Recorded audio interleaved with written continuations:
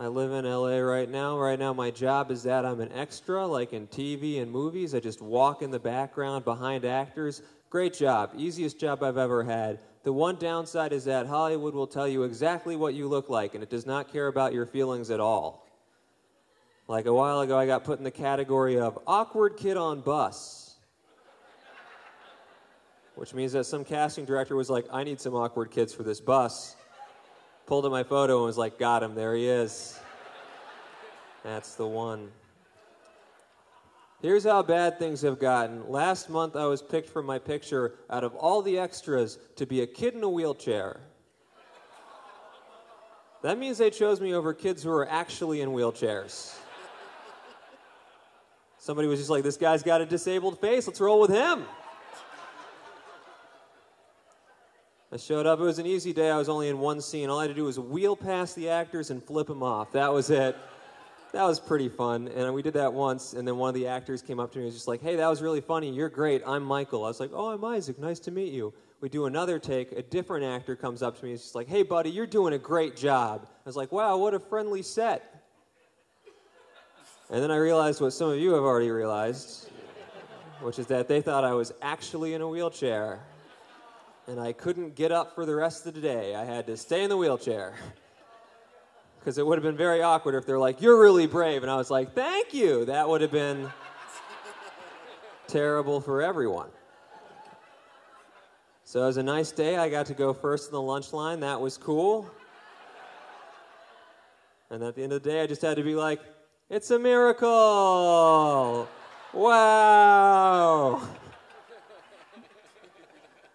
The best part of the job is when I get to do stuff I'm clearly not supposed to do.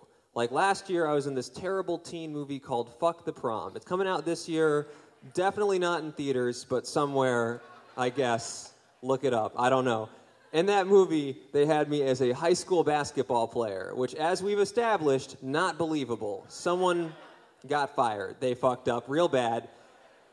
I had my own uniform. That was cool, but it was a large, and it looked like I was wearing a sleeveless cloak. It just did not work. There's a scene in this movie where I'm shirtless. In case you weren't curious enough about this movie already, you get to find out what's going on under here. Is it ribs? Is it a blank white space? Watch Fuck the Prom, find out. It was a locker room scene, and the whole plot of this movie, by the way, is that there's this basketball player, and he's gay, and we're like the last homophobic basketball team in America, and we're shunning him, even though he's our best player. It doesn't make a whole lot of sense. And in this scene, we're supposed to all walk into the locker room and find this gay basketball player making out with a guy and be horrified. But this was a very low-budget movie, and they did not have a guy for him to make out with. They were literally just like, who wants to kiss the guy? And I was like, are we going to get paid more? And they were like, no. And I was like, I don't want to kiss the guy. And they're like, come on, kiss the guy. Make out with the guy. You know you want to. I was like, I don't want to. And I didn't, but I absolutely should have kissed the guy, because that guy was like an actor from Degrassi, and he was so pretty. He would have been the prettiest person I've ever kissed, man or woman. Like, he was gorgeous. He was so pretty, I would take his photo with me on dates and be like, this is Zach. I kissed him once, so if you kiss me by the transitive property, you'll also be kissing him. That's math. That's how math works. Fuck the Prom. It's coming out. Watch it. Free plug for them. Don't watch it. It's bad.